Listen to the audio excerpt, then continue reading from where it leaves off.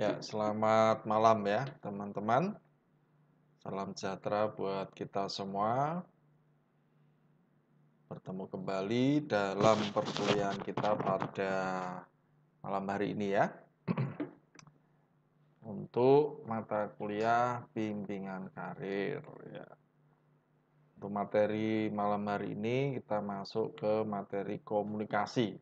Nah, jadi mengapa materi ini perlu ya ditambahkan atau perlu teman-teman dapatkan ya.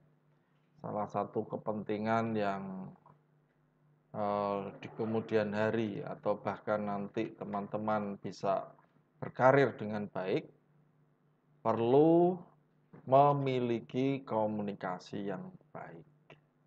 Jadi bahkan saya bisa menyampaikan tanpa komunikasi, kemahiran komunikasi, tanpa komunikasi yang baik, teman-teman sulit untuk jadi pemimpin. Ya, sangat sulit ya. Karena komunikasi ini termasuk kunci ya. Jadi kalau komunikasinya tidak baik, sulit untuk bisa menyampaikan dan juga untuk menuju apa ya karir ya sangat sulit. Makanya ini kita akan bahas ya. Oke, apa itu komunikasi? Perlu kita lihat ini. Jadi kalau pengertian kita ya, komunikasi adalah proses. Jadi proses ya. Proses apa? Proses penyampaian pesan. Proses penyampaian pesan dari tentu ada pengirimnya ya. Dari pengirim kepada penerima. Harapannya apa? Dapat dimengerti dan diperoleh balikan atau feedback sehingga terjadi pengertian bersama. Ini pengertiannya. Jadi kalau tidak ada pengertian ini, nanti kita ini mau menyampaikan asal ngomong gitu ya. Jadi dengan demikian sekarang kita paham bahwa kita bisa dikatakan komunikasi kita berhasil jika terjadi pengertian ya, bersama. Saya karpe begini, orang juga menangkapnya seperti itu. Sebaliknya kalau saya karpe, saya inginnya A gitu ya. Tapi yang mendengarkan memahaminya B, berarti tidak terjadi komunikasi. Walaupun apa ya istilahnya berkontak sekalipun atau kita melakukannya, tetapi selama pengertiannya tidak didapat sesuai ya atau feedbacknya itu keliru, berarti komunikasinya gagal. Gitu ya. Nah, sekarang kita pahami unsur-unsurnya. Dari unsur-unsur ini nanti teman-teman bisa memahami, oh berarti kepentingannya di sini. Bagaimana saya bisa berkomunikasi dengan baik. Yang pertama ada komunikator. Komunikator siapa? Ya yang melakukan itu loh. Jadi seseorang yang mengirimkan pesan kepada orang lain. Atau orang yang mengadakan komunikasi, itulah komunikator. Ya. Oke. Oke. Terus pesan. Pesan itu apa? Ya apa yang akan kita sampaikan, gagasan yang ada di dalam alam pikiran seseorang yang harus diterjemahkan ke dalam simbol-simbol yang dapat dimengerti oleh penerima pesan. Jadi bisa berbentuk, tentu ada verbal, langsung kalimat. Bahkan kadang-kadang hanya simbol, hanya lambang. Bahkan tidak memakai verbal pun orang bisa mengerti. Pesannya bisa tersampaikan. Nah, itulah pesan. Yang pasti penerimanya mengerti maksudnya. Gitu ya, teman-teman ya. Selanjutnya unsur yang ketiga adalah apa? Jalur atau mediumnya. Ketika komunikator menyampaikan pesan itu ada alatnya, ada medianya. Nah, jalur inilah yang disebut dengan alat untuk menyampaikan pesan. Apa contohnya? Tatap muka. Oh, bisa ya langsung ngomong-ngomong, ketemu langsung jebret. Seperti ini bisa? Sekarang sudah canggih ya dulu. Nah, sekarang udah pakai pertemuan atau menggunakan video seperti ini. Ini juga alat untuk menyampaikan pesan. Kalau hanya tulis, Pak, memo juga bisa. Itu juga alat. Catatan, pertemuan kelompok, banyak ya caranya. Telepon, SMS, WA, nah, itu semuanya adalah jalur atau alat untuk menyampaikan. Oke, penerima sekarang. Jadi kalau ada komunikatornya atau yang melakukan komunikasi, tentu ada yang menerima. Ada yang ngirim, ada yang nerima. Ngirim, menyampaikan pesan tapi tidak ada yang menerima ya. Terus gimana? Ya. Jadi penerima ini adalah orang yang menerima pesan dari komunikator. Itu disebut dengan penerima. Unsur selanjutnya adalah umpan balik. Tadi kan ada feedback ya.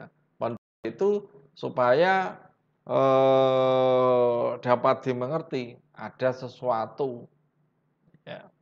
Nah, umpan balik kalau di dalam organisasi atau di dalam pekerjaan teman-teman ya, sebagian yang sudah bekerja ini ya, yang mengikuti mata kuliah ini, itu bisa berbentuk macam-macam. Bisa berbentuk keluhan, saran, atau lainnya. Ini bisa tulisan maupun lisan ya, teman-teman ya. Ada juga bisa jadi ya dia nonverbal, berbentuk nonverbal bisa ya. Tidak langsung ngomong gitu ya, tetapi dari tanda-tanda atau gelagatnya itu bisa menunjukkan sebagai umpan balik. Misalnya produktivitas menurun karena jengkel dan lainnya malas kerjanya, ya, tidak dilakukan dengan baik, produktivitas menurun. Atau malas kerja, banyak bolos, ya, bolos. Jadi kalau mungkin karena sudah tidak enjoy di bekerjanya, dia sering tidak masuk, ya, kerjanya malas. Ini adalah terjadi kemacetan komunikasi. Kalau sudah seperti itu berarti tidak terjadi komunikasi yang baik. Oke ya, namanya umpan balik. Yang terakhir untuk unsur-unsur komunikasi adalah gangguan atau noise. Nah, gangguan dapat terjadi ini di berbagai unsur komunikasi ya. Jadi bisa dari komunikatornya ya, bisa penerimanya ya, bisa juga karena beberapa hal atau latar belakang penerimanya bisa gangguan ketika penyampaian ya. Jadi bisa unsur sosiologis maupun psikis juga. Atau dalam praktek atau dalam kenyataan kadang-kadang karena berbeda pemahaman, berbeda pengalaman dan kemampuan. Atau bisa juga karena berbeda tingkat ya, pendidikan juga bisa. Nah, maksud saya begini, kalau Anda berpendidikan tinggi biasanya, ya, ketika kita menyampaikan, misalnya ini ya, ini contoh saja ya, maaf ya, dengan orang yang berpendidikan rendah, ya, Anda menggunakan bahasa-bahasa ilmiah misalnya, dia tidak mudeng. Ini termasuk gangguan. Paham ya? Bisa jadi karena misalnya ada lagi gangguan psikis. Gangguan psikis itu maksudnya apa? Secara kejiwaan misalnya saya sudah memang tidak suka dengan seseorang misalnya atau, ini penerima pesannya itu sudah tidak suka dengan, yang menyampaikan pesan atau komunikatornya. Jadi ketika komunikator menyampaikan, karena dia sudah tidak suka, seolah-olah dia dengar ya masuk kuping kanan, keluar kuping kiri gitu ya. Karena dia tidak suka. Sehingga apa yang disampaikan ya tidak dianggap, tidak dimengerti, bahkan tidak didengar gitu. Nah, itu adalah termasuk gangguan. Gitu ya, teman-teman. Jadi unsurnya ada berapa tadi?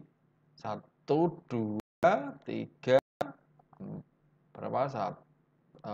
Mulai dari komunikator ya. Komunikator, pesan, kemudian jalur, penerima, umpan balik, dan gangguan atau noise. Oke, kita lanjutkan. Sekarang masuk ke komunikasi dalam keorganisasian atau di dalam ya lingkup kerja Anda atau perusahaan Anda ya. Apa itu komunikasi dalam keorganisasian? Jadi ini adalah kegiatan untuk menggerakkan atau mempengaruhi bawahan. Dan ini biasanya hanya mungkin bila manajer atau pimpinan menggunakan komunikasi. Anda harus paham ini. Ya. Jadi tidak bisa ya karena ini tidak ada ini ya, tidak ada orang yang bisa menggunakan apa istilahnya telepati ya atau apa di dalam memimpin semua banyak orang gitu ya, tidak mungkin. Ya kalau berbeda itu ya, berbeda ilmu ya, kalau bisa menyampaikan tanpa komunikasi yang baik. Ya. Kita bicara sekarang ini terkait dengan apa yang kita lakukan sehari-hari atau dalam praktek dalam perusahaan. Jadi kalau di dalam perusahaan ini komunikasi ini ya teman-teman ya, itu butuh ya, pemahaman yang baik. Dia punya fungsi-fungsi di situ. Ya. Jadi di dalam keorganisasian itu fungsi komunikasinya cukup banyak.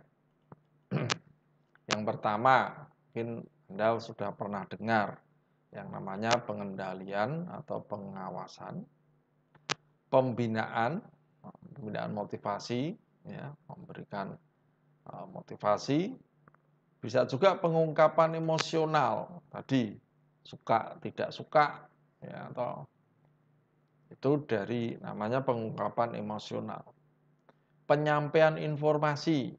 Nah, jadi ada minimal ada 4 ini, ya, pengendalian atau pengawasan, pembinaan motivasi, pengungkapan emosional, penyampaian informasi.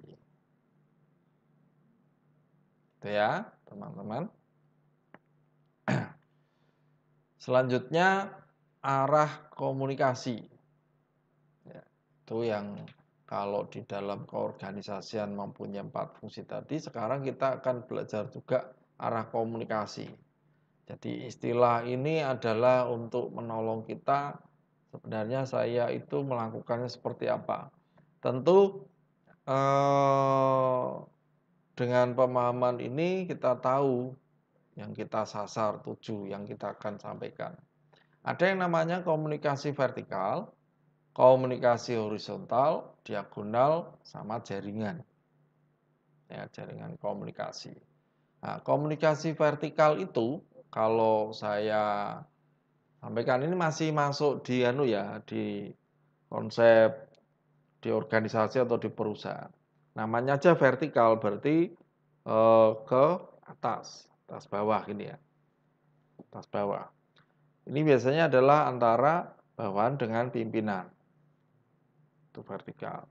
Kalau komunikasi horizontal berarti biasanya adalah sesama, ya, ini horizontal atau lateral di sini, sama teman sekerja artinya ya, pada level yang sama. Nah, kalau komunikasi diagonal itu biasanya digunakan untuk penyampaian pesan atau penyampaian hanya itu ke ini, ke apa namanya itu, kalau divisi yang berbeda, ya, atau misalnya penyampaiannya itu kan dia harusnya sesama ini ya, tapi kalau di dalam pekerjaan ya, itu kan ada divisi-divisi atau bagian-bagian gitu ya, departemen lah ya, departemen-departemen. Nah, itu biasanya melalui itu. Nah, itu istilah untuk diagonal ini bisa juga digunakan penyampaian secara tidak langsung. Nah, tapi yang paling utama biasanya adalah ke bagian yang berbeda. Kemudian jaringan. Nah, jaringan itu jejaringnya. Dia komunikasinya ini kayak semacam dia memiliki hubungan yang sangat banyak. Itu jaring. Anu ya, saling gitu ya, model jaring namanya jejaring gitu. Ada mempunyai jaringan. Itu komunikasi. Nah, ini arahnya. Jadi bisa ke kanan, horizontal, diagonal, ke yang lainnya, atau jaringan, jejaring. Nah, ini penggunaannya tentu berbeda, beda ya. Anda bisa memahami ketika kita melakukan komunikasi vertikal, saya tidak bisa carpe diem, bedanya gitu. Kalau saya horizontal mungkin rodok karena sesama teman bisa. Tapi kalau ke pimpinan, nah ini butuh ada kadang-kadang komunikasinya yang seperti apa Anda harus bisa memahami ya. Kalau dengan pimpinan bagaimana, nah, berbeda komunikasi kita dengan sesama gawe atau teman sekerja. Gitu itu maksudnya ya. Kemudian hambatannya sekarang. Kalau ada arah, ada hambatan sekarang. Nah, hambatan komunikasi itu cukup banyak ya teman-teman. Mulai dari latar belakang. Latar belakang tadi, latar belakang saya dengan yang menerima berbeda tadi. Saya contohkan tadi tingkat pendidikan tadi misalnya ya. Yang satunya tinggi, satunya rendah misalnya ini ya. Itu sangat berbeda. Atau latar belakang kami orang yang istilahnya kita sudah hidup di yang perkota ya modern, satunya di pedalaman. Itu juga beda. Paham ya? Jadi banyak hal itu ya. Karena kalau tidak memahami ini kadang-kadang ya komunikasi tidak berjalan dengan baik. Jadi ketika saya misalnya berbeda tadi dalam tingkat pendidikan, saya ingin menyampaikan kepada orang yang punya tingkat pendidikan rendah misalnya, saya juga harus menyesuaikan pemahaman dari yang tingkat pendidikannya rendah tadi. Tidak bisa saya memakai saya sendiri. Misalnya ini contohnya kebetulan ya kebetulan ada yang bukan berarti terus kita sombong, bukan. Ini maksudnya adalah kita untuk bisa menyampaikan komunikasi harus ada pemahaman. Berarti saya harus menurunkan level saya, kayak gitu. Toh, supaya bisa dipahami. Tidak boleh kita menggunakan bahasa yang sangat ilmiah malah mudeng. Kemudian bisa juga karena mendengarkan secara selektif. Jadi orang itu selektif itu berarti apa? Hanya mendengarkan yang dia sukai. Kemudian kepercayaan terhadap sumber, juga ini hambatan. Wong nek wis ra percaya kan ndak mungkin wis wis ndak mungkin dipercaya gitu ya, omongannya ya tidak akan kita terima. Pertimbangan nilai, nah pertimbangan nilai ini biasanya karena, eee, nilai yang kita pahami dari orang satu dengan kita itu berbeda. Menurut dia melakukan A itu tidak apa-apa, tapi menurut saya itu tidak boleh. Menurut dia dalam tanda petik haram, ya, menurut saya tidak apa-apa, itu berbeda. Itulah namanya pertimbangan nilai. Sehingga kalau komunikasi dijalankan biasanya rak nyambung, tidak bisa gaduhnya. Paham? Jadi itu nilai itu macam-macam. Menurut saya ini boleh, ya, ini tidak apa-apa, ini baik. Menurut yang lainnya ini kurang baik, tidak boleh dilakukan. Itu adalah pertimbangan nilai. Nah, komunikasi yang seperti karena permasalahan ini bisa menghambat. Masalah bahasa juga bisa. Jelas lah, nek bahasa itu kayaknya lebih jelas. Saya tidak bisa bahasa Perancis misalnya. Ada orang ngomong bahasa Perancis, orang muda, tidak tahu, tidak bisa. Itu berat ya.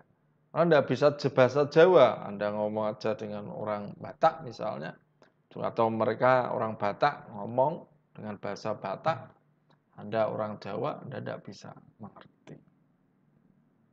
Itu ya. Baliknya juga penyaringan. Kalau penyaringan ini beda ya. Kalau selektif tadi kan suka, tidak suka.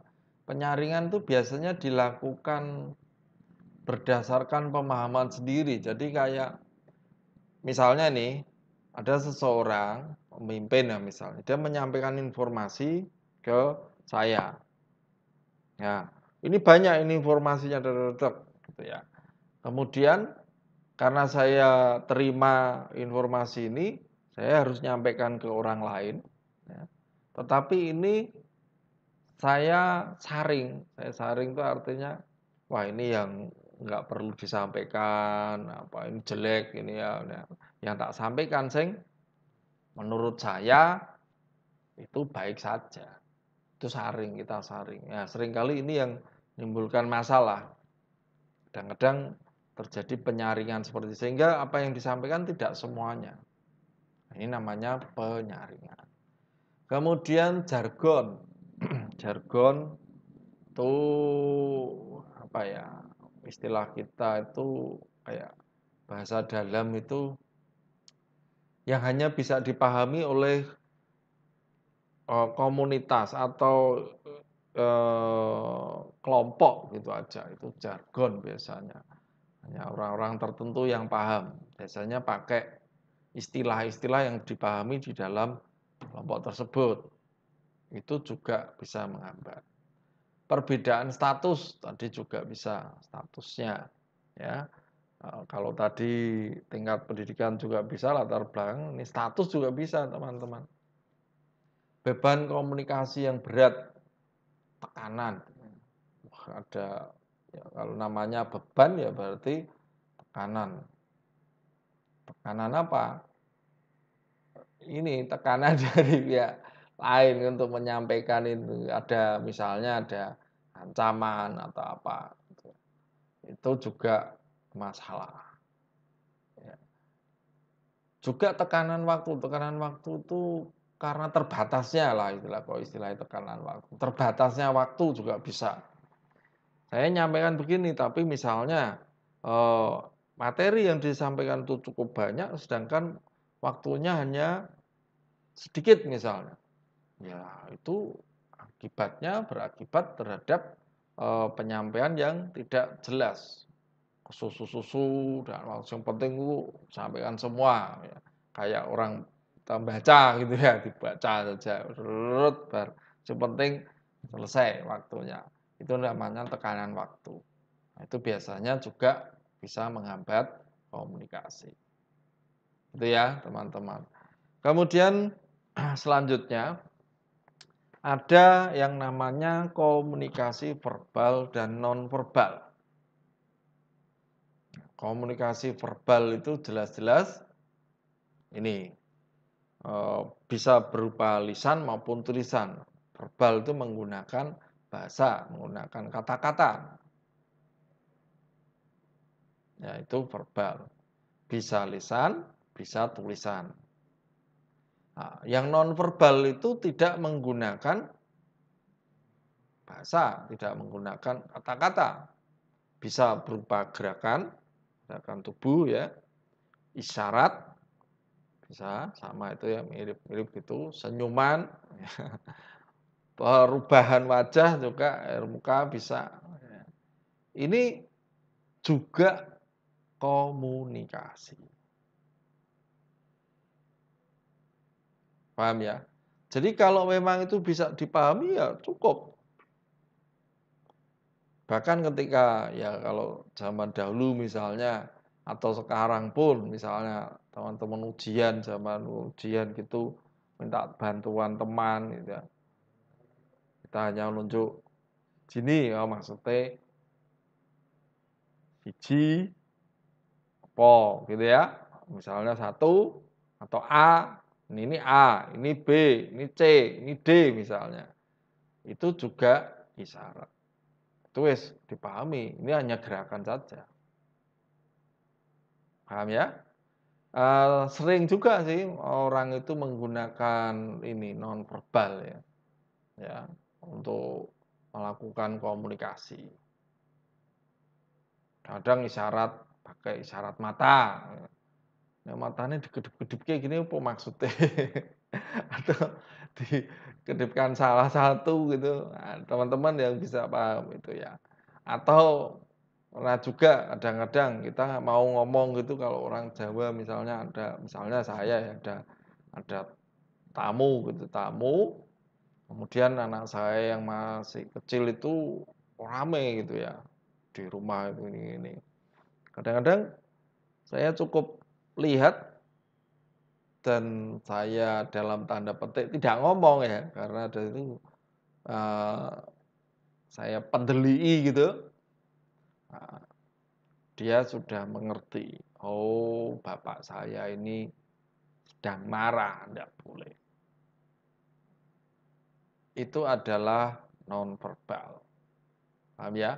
Demikian juga nanti kalau di dalam organisasi itu teman-teman harus paham juga, ini bisa digunakan dua-duanya. Tentu ya kalau pengen, tidak salah paham ya jelas-jelas lebih baik menggunakan verbal. Kemudian yang perlu juga dipahami di dalam peningkatan komunikasi ya, ini ada cukup banyak ya. Untuk bisa meningkatkan komunikasi dalam organisasi ada beberapa hal yang perlu dipahami. Yang pertama, pimpinan puncak menyadari pentingnya komunikasi. Ini penting. Kalau ini tidak, ya itu seringkali terjadi miskomunikasi itu berbahaya. Tapi kalau pimpinan sudah memahami pentingnya komunikasi, dia akan menyampaikan dengan sebaik-baiknya. Kemudian berperilaku satu kata dengan perbuatan. Jadi maksudnya apa yang disampaikan, ya apa yang dilakukan. Ini nanti komunikasi dalam organisasi pasti terjadi menjadi sangat baik. Ya. Tidak mengatakan A tapi dijalankan B lah nanti wis pasti masalah itu ya. Komitmen pada komunikasi dua arah, artinya saling komunikasi dua arah itu keuntungannya sangat banyak ya atau artinya betul-betul sangat menguntungkan. Kalau itu tidak terjadi nanti bisa salah paham. Ya. Kalau hanya semuanya itu satu arah, pokoknya ini, kamu tinggal lakukan. Nah, itu repot. Nanti akan terjadi masalah. Ya. Kemudian menekankan komunikasi tatap muka. Ini yang paling bagus. Ya. Kalau mungkin tulisan bisa ya, teman-teman bisa memahami itu atau menyampaikan lewat telepon itu apa. Oke itu. Tetapi seringkali eh, dengan tatap muka itu bisa menyampaikan jauh lebih baik. Ya, penyampaiannya itu jauh lebih baik. Paham ya? Ini sangat baik kalau misalnya kita menyampaikan dengan tatap muka. Tanggung jawab bersama terhadap komunikasi. Semua pentingnya komunikasi juga tanggung jawab bukan hanya dari pimpinan tetapi juga semua ya, anggota dari atau anggota perusahaan atau anggota itu sendiri. Kemudian perlu juga menangani kabar buruk, ini ya. Ini kalau pengen komunikasi dalam organisasi baik, ya apapun kabar buruk itu harus diatasi, ya komunikasinya, jangan dibiarkan nanti dilakukan itu ya. Pesan untuk penerima yang dimaksudkan, jangan sampai sering ngoper-operan itu loh teman-teman ya. Maksudnya ke teman B, ya ini ada A, harusnya nyampaikan ke B, tapi dia nyampaikan dulu ke C, D, E baru ke B. Ini bahaya. Ya, ya nek penyampaiannya bagus atau penangkapannya bagus bisa persis plek. Tetapi kalau tidak, ya nanti apa yang disampaikan di sini dari A sampainya ke B berbeda. Itu bahaya. Masih ingat ya kalau kita mainan itu waktu zaman dahulu atau kalau kita lihat game-game itu ya itu kalau ngomong satu sampai misalnya ada 10 orang gitu disampaikan pesan satu-satu sampai akhir. Pesan dari ujung satu dan ujung yang terakhir itu dengan melewati 10 orang misalnya. Itu bisa berbeda itu. Gitu ya. Komunikasi sebagai proses berkelanjutan, ini penting. Ya. Sekarang yang terakhir ini mengenai iklim komunikasi. Iklim komunikasi itu apa? Iklim komunikasi adalah kualitas pengalaman yang bersifat objektif mengenai lingkungan internal organisasi. Ini yang mencakup persepsi anggota organisasi terhadap pesan dan hubungan pesan dengan kejadian yang terjadi di dalam organisasi. Jadi iklim ini sebenarnya adalah apa yang tercipta di dalam lingkungan tersebut. Lingkungan organisasi di dalamnya ini ya. Di dalamnya, dalam organisasi maupun dalam perusahaan itu. Ya. Jadi kalau kondusif atau iklimnya itu menyenangkan, membuat teman-teman itu betah. Iklim itu kalau di luar sana cuaca gitu ya, atau itu membuat kita senang, membuat kita suka. Nah, ini secara objektif terhadap lingkungan internal kita, ini adalah iklim, istilahnya. Iklim komunikasi. Sudah terbiasa dengan komunikasi satu dengan yang lain, yang tidak saling menutupi dan lainnya. Ini juga iklim. Jadi ini objektif mengenai lingkungan kita, ya di dalam organisasi itu sendiri. Begitu teman-teman. Ini penjelasan lebih lanjut mengenai iklim tadi. Ada yang mengatakan gabungan persepsi-persepsi mengenai peristiwa komunikasi, perilaku manusia, respon karyawan terhadap karyawan lainnya, harapan-harapan, konflik antar pribadi, kesempatan bagi pertumbuhan organisasi dan lainnya. Ini adalah iklim ya, teman-teman ya.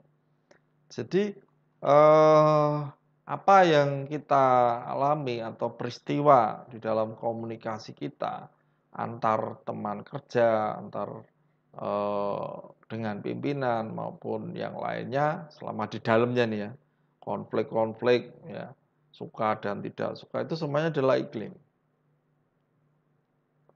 Mengapa ini kita bicarakan juga? Karena apa? Kalau ini iklimnya nggak bagus di dalam pekerjaan atau perusahaan kita di situ, itu akan menjadi masalah.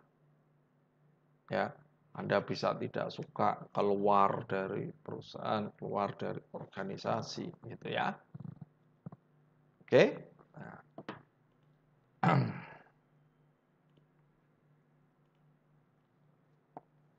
Ya, ini dimensi iklim ya. Terakhir, untuk dimensi penting iklim, ini perlu dipahami oleh teman-teman dan juga saya berharap Anda adalah para pemimpin atau calon-calon pemimpin nantinya. Jadi kalau memahami ini, nanti di dalam dunia kerja Anda menjadi pemimpin, ingat pentingnya iklim organisasi ini. Nah, dimensi atau ciri-ciri ciri-ciri penting ya, ciri-ciri penting dari iklim organisasi itu ini. Yang pertama, supportiveness. Suportif.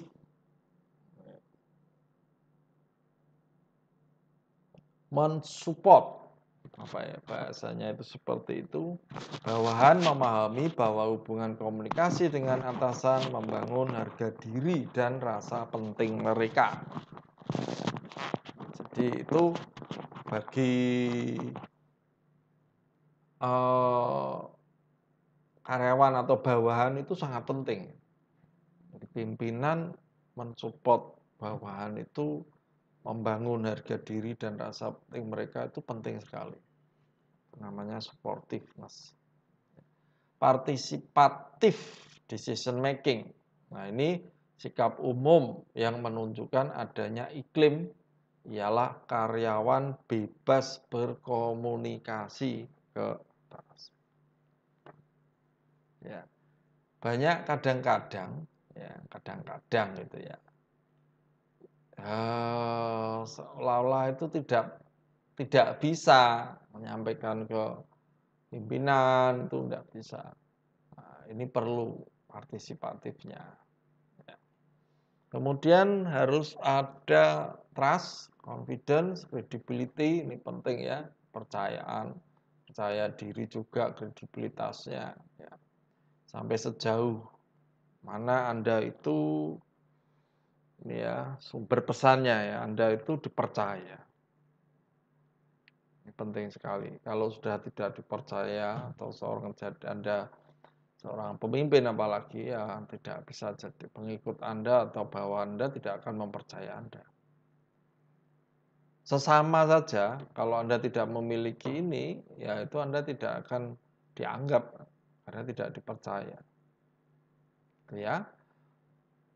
Kemudian yang keempat, openness ya, openness and candor ya istilahnya ya. Jadi ini nih apa? Bentuk hubungan antara atasan dan bawahan atau antara sesama ya, sama rekan selalu ada ini apa ya istilahnya di samping keterbukaan itu ya mau memperhatikan gitu ya. Jadi ada keterbukaan dalam berbicara dan mendengarkan. Saling ora terus omong tok nek ngrungokno ra gelem itu bahaya. Jadi terbuka, ada sesuatu yang bisa disampaikan tapi juga bisa mendengar. Yang terakhir adalah high performance goal. Ya. Jadi kita memiliki tingkat tujuan kinerja tinggi. Visi dan misi yang dikomunikasikan secara jelas kepada anggota organisasi maupun perusahaan, anggota perusahaan gitu ya. Jadi visi misi dari perusahaan itu disampaikan ke semua karyawan. Ini penting, ya. Jadi tingkat tujuan kinerja yang tinggi, ya, kinerja yang tinggi yang diinginkan itu dikomunikasikan. Harus dikomunikasikan dengan jelas. Nah, dengan demikian nanti ya iklim komunikasi di dalam organisasi atau perusahaan itu akan sangat baik. Oke, ini hal-hal yang perlu teman-teman ketahui terkait dengan komunikasi. Ya, mungkin sampai di sini dahulu yang saya bisa sampaikan terkait komunikasi. Ya, semoga dengan materi kita pada malam hari ini teman-teman semakin mengerti pentingnya komunikasi dan belajar berkomunikasi dengan baik. Oke, terima kasih. Sampai berjumpa kembali ya, berjumpa kembali minggu depan ya. Mohon maaf jikalau ada hal-hal yang tadi yang saya sampaikan kurang berkenan atau keliru ya. Oke, selamat malam.